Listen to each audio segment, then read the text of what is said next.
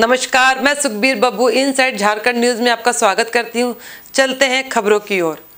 जमशेदपुर के उल्टी रामनगर में शराब माफिया ने दिन दहाड़े मनीष नामक युवक को गोली मार दी। युवक के पेट और कंधे में गोली लगी है। आनन फानन में युवक को एमजीएम अस्पताल लाया गया, जहां चिकित्सकों ने स्थिति की गंभीरता को देखते हुए उसे टीएमएच रेफर कर दिया। बताया जा रहा है कि विक्रांत सिंह एवं विपुल सिंह नामक शराब माफियाओं ने मनीष को गोली मारी है। मनीष के दोस्त ने बताया कि पुराने रंजिश में मनीष को गोली मारी गई है। कई बार पुलिस ने इसकी शिकायत की गई है, बावजूद इसके पुलिस किसी तरह की कार्रवाई नहीं करती है। उसी का नतीजा है कि आज दिन दहाड़े शराब माफियाओं ने मनीष को गोली मार दी। फिलहाल युवक की स्थिति नाजुक बनी हुई है। उधर मामले की सूचना मिलते ही उल्लीडी पुलिस जांच में जुट गई है। माफिया लोग और आज कुछ हम लोग लेडीज लोग कुछ बात कर रहे थे, पी खा के जा रहे थे लोग, उतने में गाली गुलज कर दिया। तो हम लोग दो जन गया पहले, तो पहले वाले को गोली मार दिया। दो जन, वो विक्रांत था, विक्रांत, हाँ विक्रांत है। पहले भी हो चुका विवाद, लोग पहले ही गोली चला चुका है। हम लोग थाना में कंप्लेन भी दिए। हाँ हम लोग थाना में पहले कंप्लेन भी दिए, पहले भी गोली चला चुका है। थाना कंप्लेन हम लोग का लेता नहीं है, सुनता नहीं है, कुछ नहीं करता थाना। दारू माफिया है, विपुल सिंह है, विक्रांत सिंह है, फिर और भी है तरुण कॉम्प्लेक्स लिया हुआ, फ्लैट लिया हुआ है, वहाँ पे दारू बनाता है, बस्ती में बनाता है और ऐसा वैसा करता है। हम लोग को आए दिन मतलब कि परेशान करते रहता है बस्ती वाला को, हम लोग को भी। अभी तो स्थिति गंभीर है थोड़ा उनका। रविवार देर शाम रामगढ़ जिले के बासल थाना अंतर्गत लपका में माही रेस्टोरेंट के मालिक की अज्ञात 3 अपराध कर्मियों ने रेस्टोरेंट में घुसकर गोली मार दी। मौके पर ही रेस्टोरेंट के मालिक की मौत हो गई। घटना की सूचना मिलते ही पुलिस मौके पर पहुंची। मामले की छानबीन शुरू कर दी गई है। घटनास्थल के आसपास का सीसीटीवी कैमरा खंगाला जा रहा है। बताया जा रहा है कि घटना के समय मोटरसाइकिल सवार 3 अपराधी होटल के पास पहुंचे। उस समय होटल संचालक अपने होटल के बाहर किसी से बातचीत कर रहे थे। उसी क्रम में 2 अपराधियों द्वारा उनके सीने में गोली मार दी गई। गोली लगते ही होटल मालिक रमेश कुमार साहू पतरातू रोड की तरफ जान बचाने के लिए भागे, लेकिन अपराधियों ने उनका पीछा किया और उन्हें फिर से गोली मारी। घटना को अंजाम देने के बाद अपराधी वहां से तत्काल भाग निकले। जख्मी होटल मालिक रमेश को आनन फानन में रामगढ़ स्थित सदर अस्पताल ले जाया गया, जहां डॉक्टरों ने उन्हें मृत घोषित कर दिया। उनके सर में 3 गोलियां और सीने में 1 गोली लगी थी। देर शाम हुई इस घटना के बाद पूरे इलाके में एक प्रकार से दहशत का माहौल बन गया है। आज की शाम अभी 6:30 बजे शाम लगभग में यहाँ बासल थाना के अंतर्गत माही रेस्टोरेंट है। उसका मालिक का नाम है रोशन। उस पर 3 अज्ञात अपराध कर्मी ने उस पर गोली चलाया और उसके बहुत नाजुक स्थिति में है। उनके माथा में गोली लगी है। इसके अभी कहना उनको हम उठा पटक लेके सदर अस्पताल भेजे हैं, लेकिन अभी ये कहना मुश्किल है कि उसकी क्या होगा।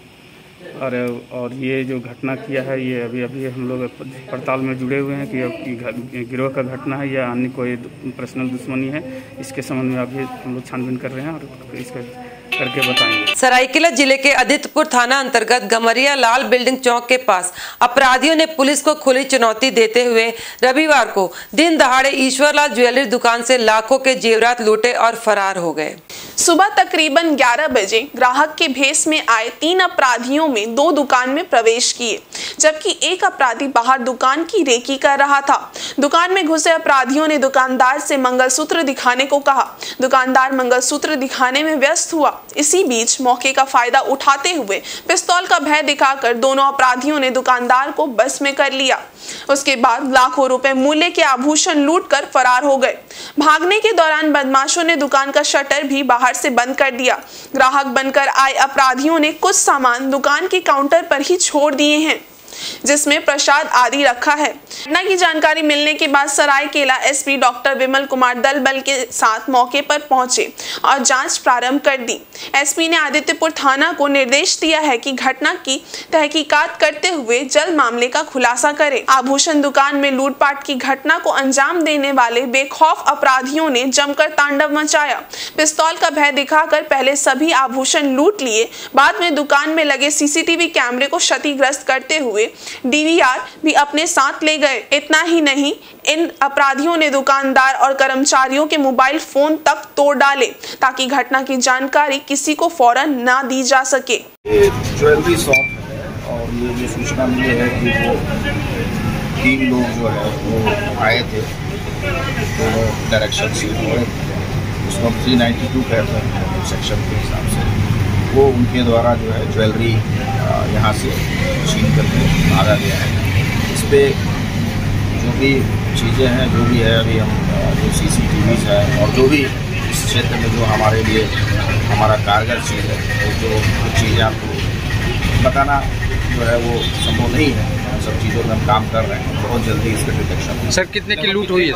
ये अंदाज नहीं कर पाए हैं क्योंकि ये दुकान खोले ही थे और कुछ बहुत जो होती है ना, हर दिन की ज्वेलरी लोग रख देता है, फिर हर दिन निकाल करके उसको ये असेसमेंट करके बताएंगे। यदि बताए नहीं, जैसे ही बताएंगे हम लोग बाकी कार्रवाई तो कर ही रहे हैं। और हम लोग बगल जमशेदपुर से भी हम लोगों ने इस संबंध में उन लोग का भी हम सहायता ले रहे हैं। इधर जमशेदपुर के सीताराम डेरा थाना अंतर्गत उराव बस्ती में अवैध शराब अड्डों पर पुलिस की कार्रवाई के विरोध में लगभग 200 लोगों ने सीताराम डेरा थाना का घेराव किया। प्रदर्शनकारी थाना प्रभारी के खिलाफ नारेबाजी करने लगे। वहीं पुलिस कर्मियों ने प्रदर्शनकारियों को थाने के बाहर रहने को कहा, लेकिन वे लोग थाना कैंपस के अंदर की तरफ बढ़ गए। मामले की गंभीरता को देखते हुए थाना प्रभारी भूषण कुमार ने लोगों को समझाने का प्रयास किया, लेकिन प्रदर्शनकारी थाना प्रभारी से उलझ गए। हंगामे को देखते हुए DSP SDO भी मौके पर पहुंचे। उसके बाद भी उन लोगों का हंगामा शांत नहीं हुआ, जिसके बाद पुलिस को लाठीचार्ज करना पड़ा। लाठीचार्ज के बाद प्रदर्शनकारी उग्र हो गए और थाने पर पथराव करने लगे। पथराव से थाना प्रभारी समेत कई पुलिसकर्मी घायल हो गए।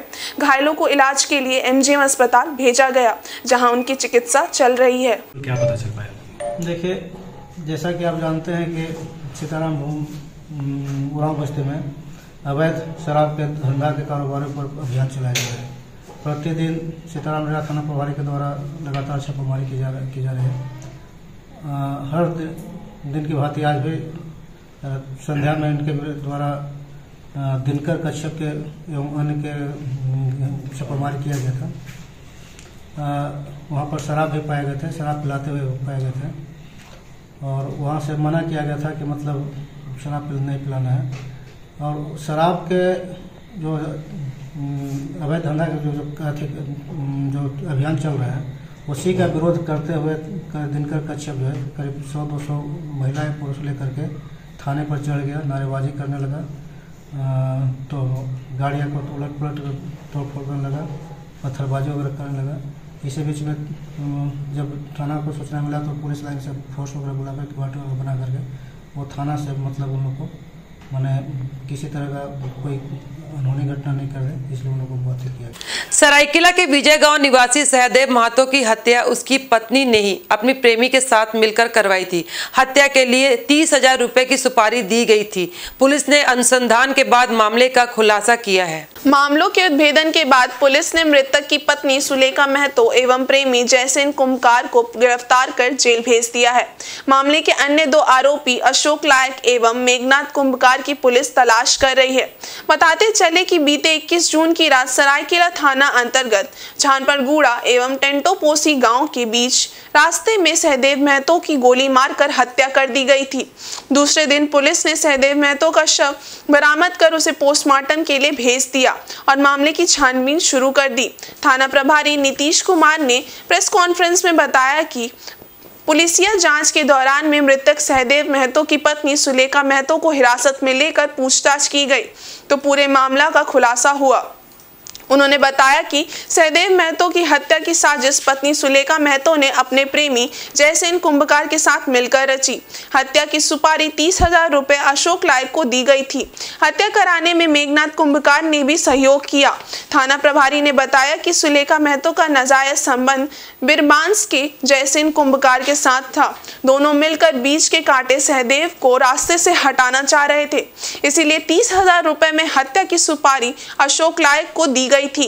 पुलिस के समक्ष आरोपियों ने अपना जुर्म स्वीकार कर लिया है। इसके बाद आरोपियों को पुलिस ने न्यायिक हिरासत में भेज दिया है। तो उसी के बीच एक लाश पड़ा हुआ है। सूचना सत्यापन के लिए, सूचना एवं आवश्यक कार्रवाई के लिए पुलिस वहां पर पहुंची, जहां पर देखी कि एक लाश पड़ी हुई है। उस लाश की पहचान सहदेव महतो जो दुगनी के रहने वाला है उसके रूप में हुई। अनुसंधान के क्रम में पता चला कि जो मृतक था सहदेव महतो, उसकी बीवी और उसके बीवी का जो प्रेमी था उसका नाम था जैसन कुम्भकार, ये दोनों के साजिश से इसको मरवाया गया है। और तो ये दोनों को, और उस दिन से ये फिर फरार चल रहा था जैसन कुम्भकार। जैसन कुम्भकार को परंपरागत तरीके से अनुसंधान करते हुए उसको पकड़ा गया तथा उस क्रम में उससे पूछताछ किया गया तो उसने अपना आरोप कबूल किया, साथ ही बताया कि पश्चिम सिंहभूम जिले के सरकारी विभाग में व्याप्त भ्रष्टाचार और उप विकास आयुक्त संदीप बख्शी के गलत और जाति प्रमाण पत्र को लेकर ग्रामीण संवेदक संघ ने झारखंड सरकार के पेयजल एवं स्वच्छता मंत्री मिथिलेश ठाकुर को मांग पत्र सौंपा। ग्रामीण संवेदक संघ द्वारा बार बार जिले के सरकारी कार्यालयों में व्याप्त भ्रष्टाचार को लेकर आवाज उठाई जा रही है। कार्यकारी एजेंसियों के अभियंताओं और सरकारी पदाधिकारियों द्वारा संवेदकों का भयादोहन की बात कही जा रही है। उसको लेकर ग्रामीण संवेदक संघ मुखर होकर बोल रहा है। संघ की ओर से आज एक बार फिर उप विकास आयुक्त संदीप बख्शी के नकली जाति प्रमाण पत्र के मामले में स्पष्ट रूप से कार्रवाई करने की मांग की गई है।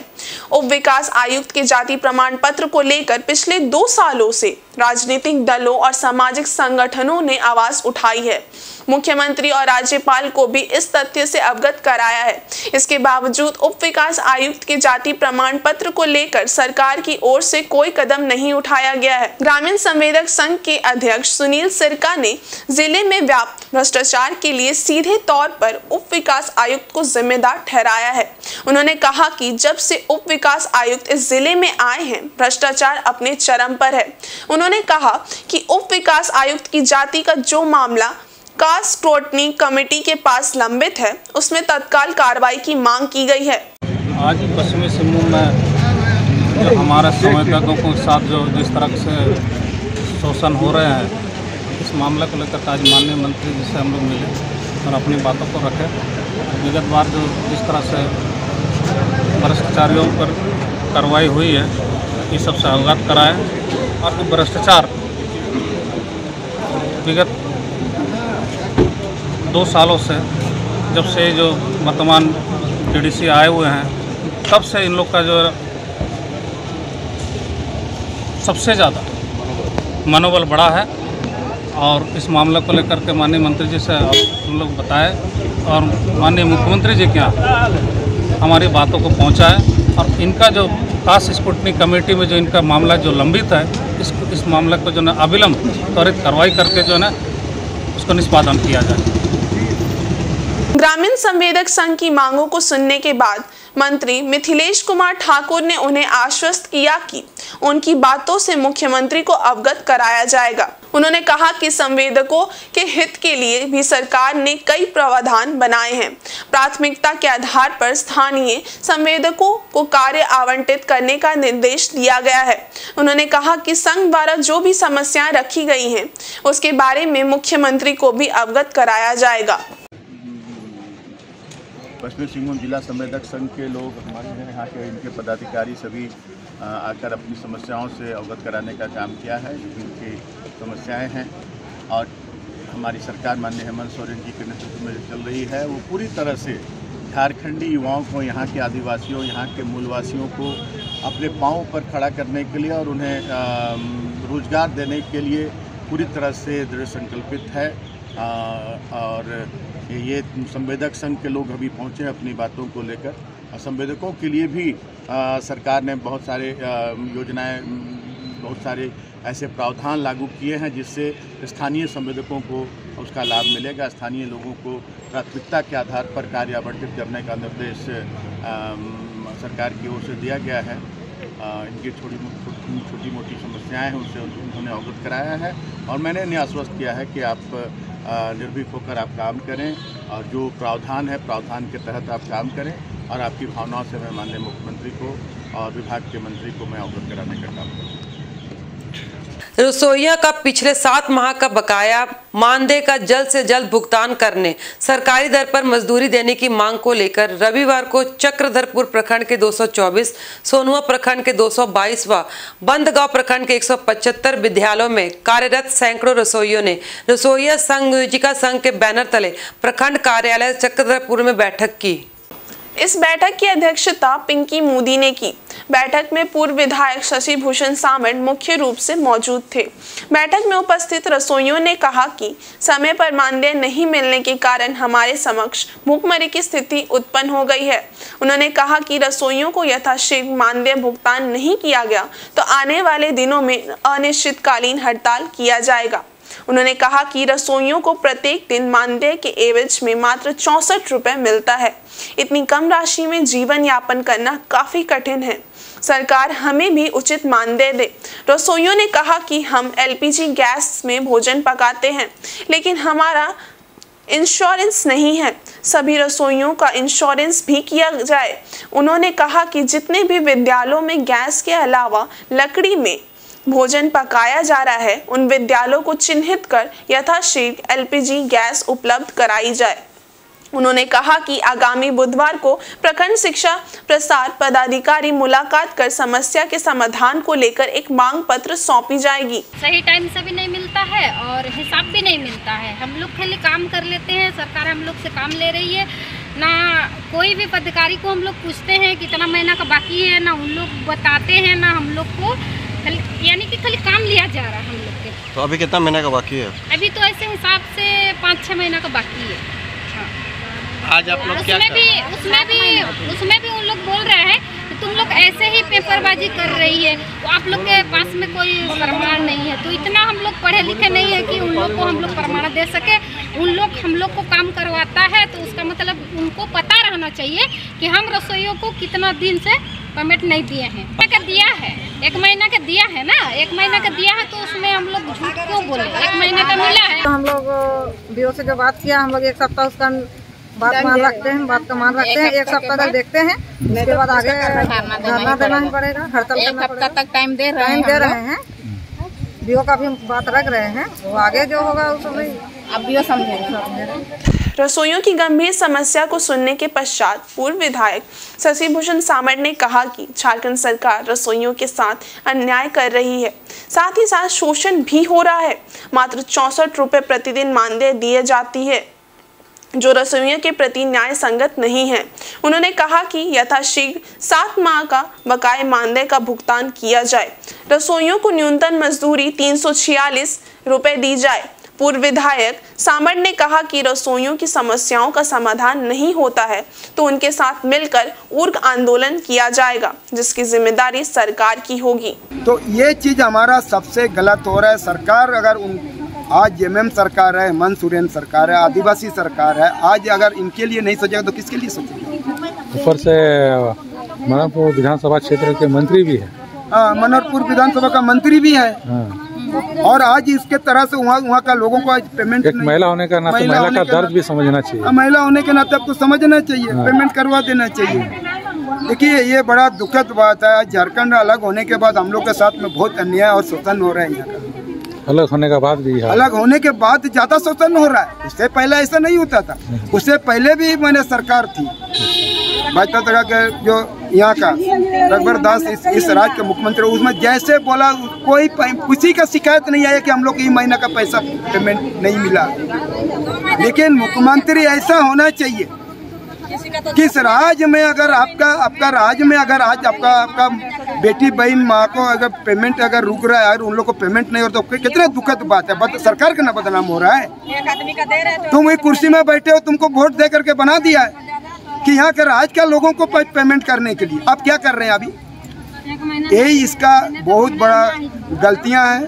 वो तो 2024 में इन लोग बताएंगे कि क्या होने वाला और तुमने क्या गलती किया और हमने तुमको क्या सजा दी।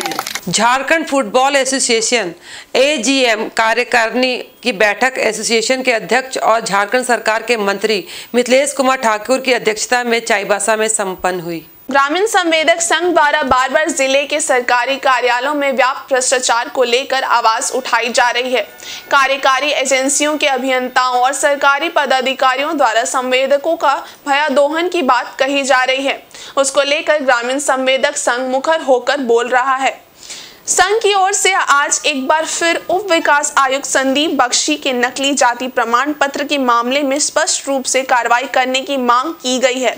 उप विकास आयुक्त के जाति प्रमाण पत्र को लेकर पिछले 2 सालों से राजनीतिक दलों और सामाजिक संगठनों ने आवाज उठाई है। मुख्यमंत्री और राज्यपाल को भी इस तथ्य से अवगत कराया है। इसके बावजूद उप विकास आयुक्त के जाति प्रमाण पत्र को लेकर सरकार की ओर से कोई कदम नहीं उठाया गया है। ग्रामीण संवेदक संघ के अध्यक्ष सुनील सिरका ने जिले में व्याप्त भ्रष्टाचार के लिए सीधे तौर पर उप विकास आयुक्त को जिम्मेदार ठहराया है। उन्होंने कहा कि जब से उप विकास आयुक्त इस जिले में आए हैं, भ्रष्टाचार अपने चरम पर है। उन्होंने कहा कि उप विकास आयुक्त की जाति का जो मामला कास्ट स्क्रूटनी कमेटी के पास लंबित है, उसमें तत्काल कार्रवाई की मांग की गई है। आज पश्चिमी सिंहभूम में जो हमारे संवेदकों के साथ जो जिस तरह से शोषण हो रहे हैं, इस मामले को लेकर आज माननीय मंत्री जी से हम लोग मिले और अपनी बातों को रखे। विगत बार जो जिस तरह से भ्रष्टाचारियों पर कार्रवाई हुई है, ये सबसे अवगत कराएं और भ्रष्टाचार विगत 2 सालों से, जब से जो वर्तमान TDC आए हुए हैं, तब से इन लोग का जो सबसे ज़्यादा मनोबल बढ़ा है और इस मामले को लेकर के माननीय मंत्री जी से हम लोग बताए और माननीय मुख्यमंत्री जी के यहाँ हमारी बातों को पहुँचाए और इनका जो कास्ट स्क्रूटनी कमेटी में जो इनका मामला जो लंबित है, इस मामले को जो है अविलंब त्वरित कार्रवाई करके जो है ना उसको निष्पादन किया जाए। ग्रामीण संवेदक संघ की मांगों को सुनने के बाद मंत्री मिथिलेश कुमार ठाकुर ने उन्हें आश्वस्त किया कि उनकी बातों से मुख्यमंत्री को अवगत कराया जाएगा। उन्होंने कहा कि संवेदकों के हित के लिए भी सरकार ने कई प्रावधान बनाए हैं। प्राथमिकता के आधार पर स्थानीय संवेदकों को कार्य आवंटित करने का निर्देश दिया गया है। उन्होंने कहा कि संघ द्वारा जो भी समस्याएं रखी गई हैं, उसके बारे में मुख्यमंत्री को भी अवगत कराया जाएगा। पश्चिमी सिंहभूम जिला संवेदक संघ के लोग हमारे यहाँ के इनके पदाधिकारी सभी आकर अपनी समस्याओं से अवगत कराने का काम किया है। जिनकी समस्याएं हैं और हमारी सरकार माननीय हेमंत सोरेन जी के नेतृत्व में चल रही है, वो पूरी तरह से झारखंडी युवाओं को, यहाँ के आदिवासियों, यहाँ के मूलवासियों को अपने पाँव पर खड़ा करने के लिए और उन्हें रोजगार देने के लिए पूरी तरह से दृढ़ संकल्पित है। और ये संवेदक संघ के लोग अभी पहुँचे अपनी बातों को लेकर। और संवेदकों के लिए भी सरकार ने बहुत सारे योजनाएं, बहुत सारे ऐसे प्रावधान लागू किए हैं जिससे स्थानीय संवेदकों को उसका लाभ मिलेगा। स्थानीय लोगों को प्राथमिकता के आधार पर कार्य आवंटित करने का निर्देश सरकार की ओर से दिया गया है। इनकी छोटी मोटी समस्याएं हैं, उनसे उन्होंने अवगत कराया है और मैंने इन्हें आश्वस्त किया है कि आप निर्भीक होकर आप काम करें और जो प्रावधान है, प्रावधान के तहत आप काम करें और आपकी भावनाओं से मैं माननीय मुख्यमंत्री को और विभाग के मंत्री को मैं अवगत कराने का काम करूँगा। इधर मूसाबनी प्रखंड कार्यालय के प्रांगण में पूर्वी सिंहभूम जिला का पहला प्रखंड स्तरीय 20 सूत्री कार्यालय का उद्घाटन किया गया। इस मौके पर मुख्य अतिथि के रूप में 20 सूत्री जिला उपाध्यक्ष मोहन कर्मकार ने फीता काटकर कार्यालय का उद्घाटन किया। कार्यक्रम में जिला सदस्य चंद्रवती महतो, झामुमो नेता सुनील महतो, रोडिया सोरेन आदि उपस्थित थे। कार्यक्रम के उद्घाटन के बाद उपाध्यक्ष मोहन कर्मकार ने कहा कि झारखंड सरकार के जन कल्याणकारी योजनाओं को जन जन तक पहुंचाना हमारा उद्देश्य है। सरकारी योजनाओं का लाभ आम आदमी को मिले, इसके लिए सभी कार्यकर्ता ग्रामीणों का सहयोग करें। हम लोग का उद्देश्य एक ही चीज़ है कि किस तरह से राज्य सरकार के द्वारा जो भी योजनाएं चलाई जा रही है, वो योजना धरातल पर कैसे उतरे, कैसे लोगों को इसका लाभ मिले, इसका लाभ लोगों को मिल पा रहा है या नहीं मिल पा रहा। अगर नहीं मिल पा रहा तो कहाँ पर क्या दिक्कत है, क्या अड़चन है, इन सारी चीज़ों को एक प्रकार से हम लोग देख रहे हैं, समीक्षा कर रहे हैं और जहाँ कहीं भी जो भी कमी होगा उसको हम लोग दूर करने का भी ये प्रयास करेंगे। श्रवण माह के उपलक्ष्य में ब्रह्म कुमारी आदित्यपुर सेंटर द्वारा आदित्यपुर स्थित मीनाक्षी भवन के द्वादश ज्योतिर्लिंग शिव आध्यात्मिक दर्शन मेला शुरू हो गया। मेला 8 अगस्त तक चलेगा। इससे पूर्व मेला का विधिवत शुभारंभ आगंतुक अतिथियों ने दीप प्रज्वलित कर किया। इस अवसर पर जिला बार एसोसिएशन के उपाध्यक्ष ओम प्रकाश, MIG दुर्गा पूजा कमेटी के अध्यक्ष NK तनेजा, राम बच्चन सिंह आदि सदस्यगण उपस्थित थे।